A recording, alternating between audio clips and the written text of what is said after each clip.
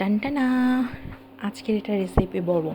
এই ডেজার্টটা আমি maximum time Pinterest এবং ইনস্টাগ্রামে দেখেছিলাম। এইটা খাইতে এত মজা হবে সিরিয়াসলি তা বলে বোঝানো যাবে না। আমি সিজনের প্রথম থেকে চিন্তা করেছিলাম এটা বানাবো বানাবো বানাবো, বাট হয়নি। ফাইনালি এটা বানাইছি।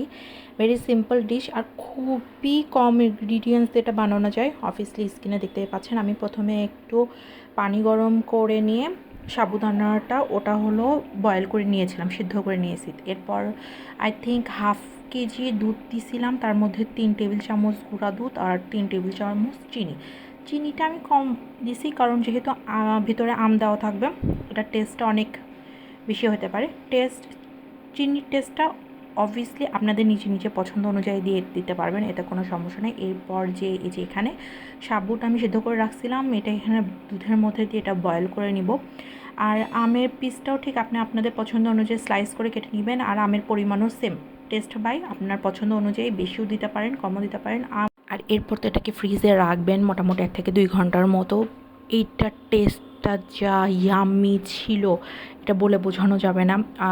লাইক বোবার যেই স্বাদটা, এই ফ্লেভারটা পাচ্ছিলাম। এনিওয়েজ, কেমন লাগলো অবশ্যই কমেন্টে জানাবেন। আল্লাহ হাফেজ।